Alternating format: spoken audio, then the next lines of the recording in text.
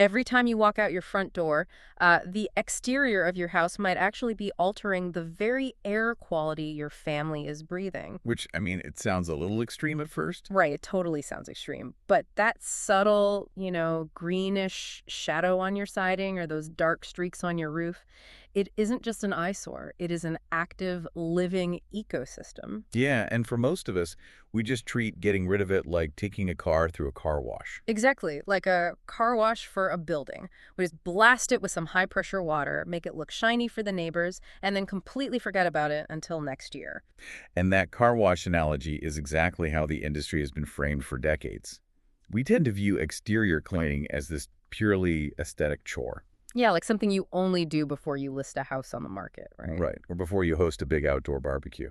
The focus is entirely on the visual surface, which completely ignores the structural and, well, the biological reality of what is actually happening to your building materials.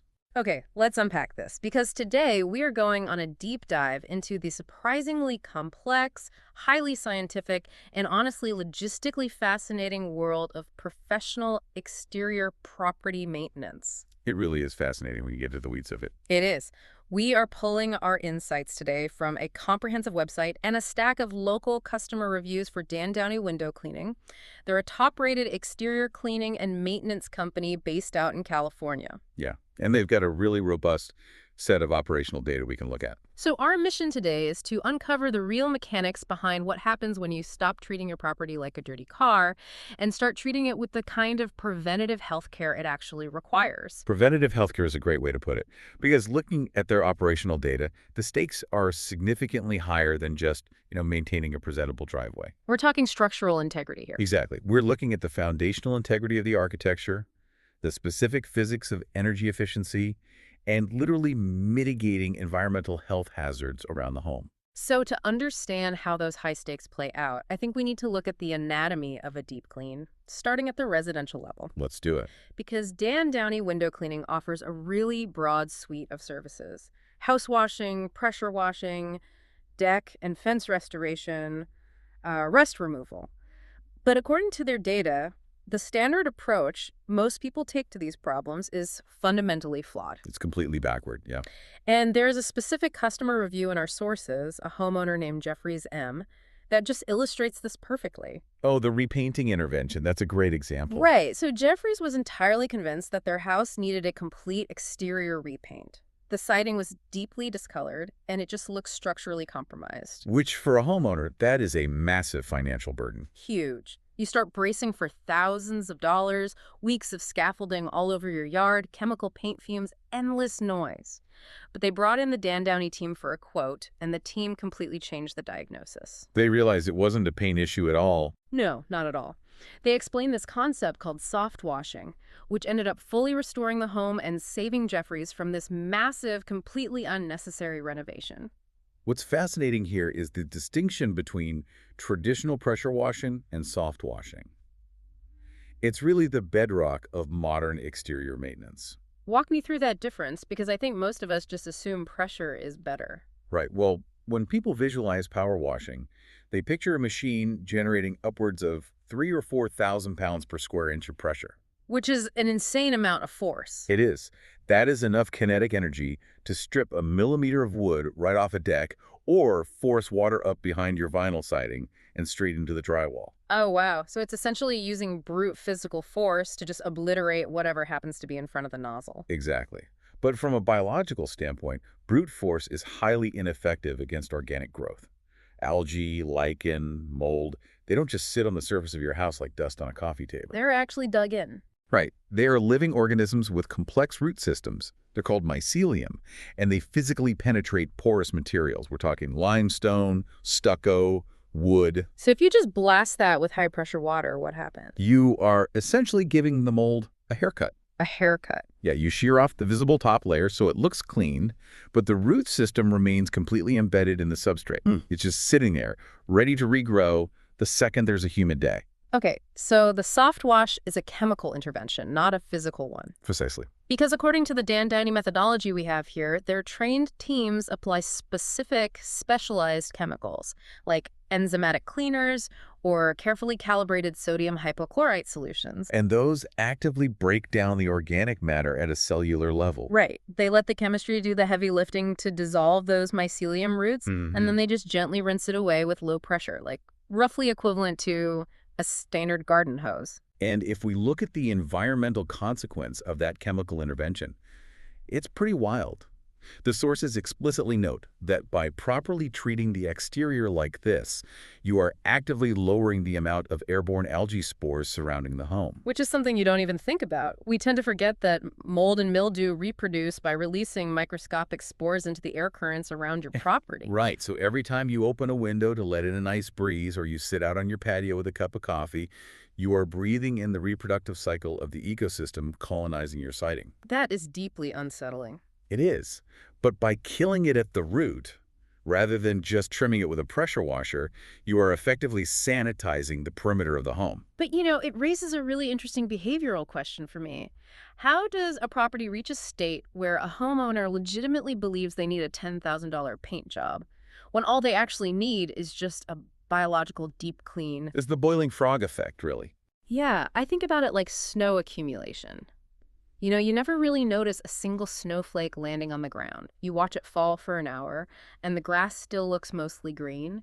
You just habituate to the subtle changes. Right, your eyes just adjust to it. Exactly. And then suddenly you try to pull out of your driveway and you realize your tires are spinning in 6 inches of hard-packed snow. The algae and grime growth on a house happens one microscopic spore at a time. It's totally invisible day to day. Because you see your house every single day, your brain normalizes that discoloration. You are completely blind to the degradation until a professional points it out. Or, until you see the stark contrast of a restored surface. And that gradual accumulation is exactly why proactive systemic maintenance is so crucial. If you look at the top-performing services in their local market, it isn't just the siding. No, the data shows roof and gutter cleaning are actually their 2 most demanded residential services. Which makes perfect structural sense. The roof and gutters are a home's primary defense system against water intrusion. Right. If you have a gutter clogged with decomposing leaves and moss, the water has nowhere to go. It backs up, it pushes under the roofing shingles, rots out the fascia board, and eventually compromises the foundation of the house itself. And protecting that fundamental integrity requires a level of detail that is, frankly, pretty rare in the trades. Oh, for sure. If we look at the cluster of customer reviews provided in our sources, a really distinct operational pattern emerges. Like, there's this review from MAJ Renee Marie, who runs Peace Poles for Schools. Oh, the custom porch, right. Yes. She had this really intimidating custom-built add-on porch. It featured a massive 6-foot sliding glass door and 5 sets of heavy dual-pane sliding windows. Which is usually a contractor's absolute nightmare. Totally. I mean, the standard industry practice there is to just spray the outside glass, wipe it down, and leave the intricate tracks full of compacted mud and dead insects because it's simply too time-consuming to deal with. But the Downey crew didn't do that. They physically removed those heavy dual-pane windows entirely from their track. Wait, they actually took them out? Yeah, took them out, brought them outside, detail cleaned the glass, scrubbed both sides of the screens, meticulously cleaned the tracks themselves, and then reassembled the entire structure. That is incredible. And when you combine that level of micro detail with their dispatch metrics, the logistics become really compelling. The responsiveness is off the charts. It really is. Take the case study of Brian Gallagher. He reaches out for a roof and gutter, quote, on a Sunday evening. And not just any Sunday, it was Super Bowl Sunday. Which is wild. Based on standard home service timelines, you might expect a callback by, what, Tuesday? Yeah, Tuesday at the earliest. Instead, Dan replied that same night. He scheduled the appointment for the very next day, and they executed the entire job while the customer was out of town. And provided photographic evidence of the completed work. Exactly. And here's where it gets really interesting for me, because that same engineered precision applies to how they handle modern energy systems. Beyond just washing windows and clearing gutters, they specialize in solar panel cleaning. Right, there's an operational update from April 2023 specifically focusing on this. It details how regular maintenance of commercial and residential solar panels directly increases both the lifespan of the system and its energy efficiency. And it's really just a matter of basic physics, isn't it? It is. Photovoltaic cells require unobstructed access to sunlight to agitate electrons and generate a current. Right. But it's not just like a light dusting of dirt blocking that sunlight. I like to think of it like wearing heavily smudged eyeglasses. Oh, that's a good way to put it. Yeah, you don't realize how much vision you're losing until someone wipes away the haze. We are talking about airborne particulate matter, smog, pollen, and that sticky biological algae we discussed earlier. It's all baking onto the glass under intense heat. And that physically changes how the light refracts. Exactly. If the light hits a layer of baked-on grime, it scatters before it can penetrate the protective glass of the panel. You are literally leaving expensive, valuable solar energy unharvested on your roof because the system is suffocating. And the compounding financial loss of a dirty solar array can be really substantial over a 12-month period. Oh, I bet. But if we take that principle, the meticulous physics of solar refraction, the chemistry of soft washing, the rapid response logistics, if we scale all of that up, we enter an entirely different operational bracket. Which brings us to their massive commercial footprint. Downey window cleaning isn't just servicing residential porches and driveways. Far from it. They are maintaining sprawling apartment complexes, massive parking lots, restaurants, and commercial gas stations. They're even doing street sweeping. Moving from cleaning a delicate residential window track to extracting heavy, baked-in automotive grease from a high-traffic gas station, that requires an entirely different set of chemical knowledge and industrial equipment. If we connect this to the bigger picture, the transition into commercial services really shifts the entire value proposition. How so? Well, for a homeowner, exterior maintenance is mostly about structural preservation and pride of ownership.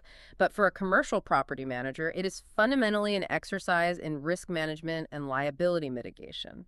Walk me through the mechanics of that liability. Like, what are they actually risking? Consider an apartment complex. If the concrete walkways are coated in a fine, invisible layer of algae, they become incredibly slick when it rains. Oh, right. Like ice. Exactly. Yeah. That is an immediate slip and fall hazard, which translates to severe legal liability and elevated insurance premiums for the property owner. Or, consider a gas station. Free oil stains. Yeah, the accumulation of heavy oils, diesel fuel, and automotive fluids near the pumps. It isn't just unsightly, it is a serious environmental hazard and a major fire risk. And extracting those fluids requires complex chemistry. You can't just pressure wash an oil stain. Because water and oil don't mix. Right.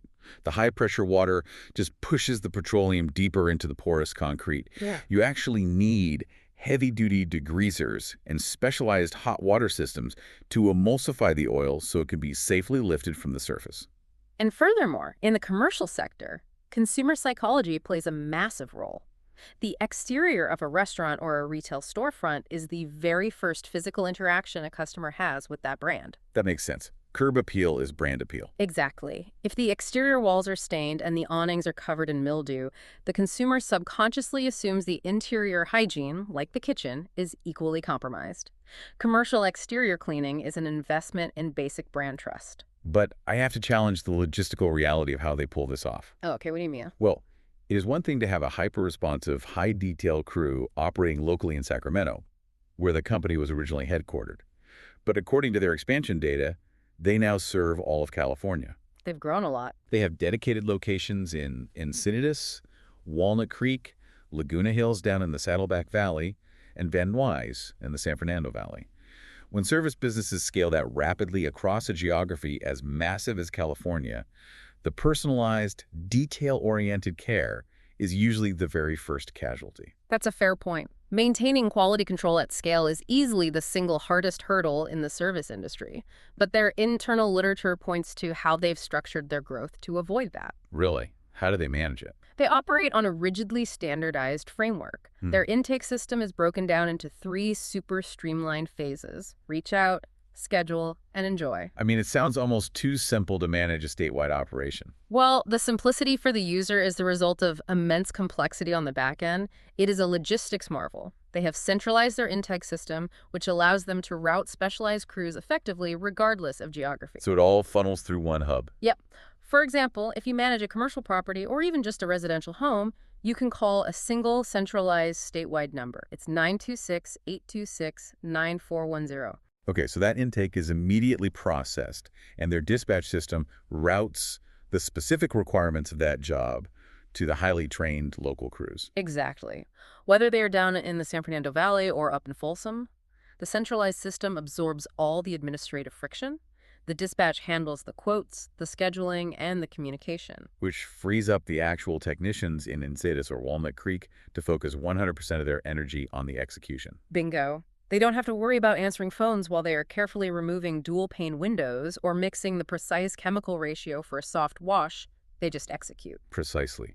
They have taken the operational ethos that allowed them to respond to a quote on Super Bowl Sunday and baked it into the software and logistics of a statewide commercial enterprise. So what does this all mean for you, the listener? I think it demands a total recalibration of how we view the structures we inhabit. It really does. Professional exterior cleaning is not a superficial luxury.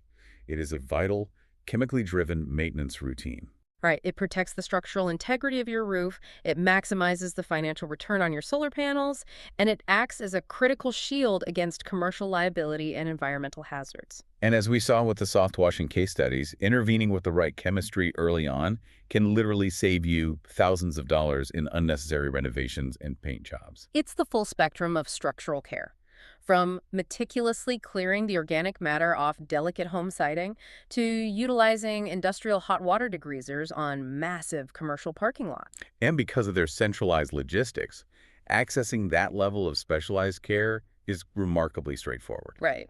As you noted, whether you are a homeowner dealing with roof algae or a property manager in Laguna Hills looking to mitigate slip hazards at an apartment complex, you can tap into their system for a free quote just by calling 926-826-9410. Again, that dispatch number is 926-826-9410. It definitely shifts the paradigm from reactive cleaning to proactive management, which leaves me with one final thought for you to explore as we wrap up this deep dive. Let's hear it.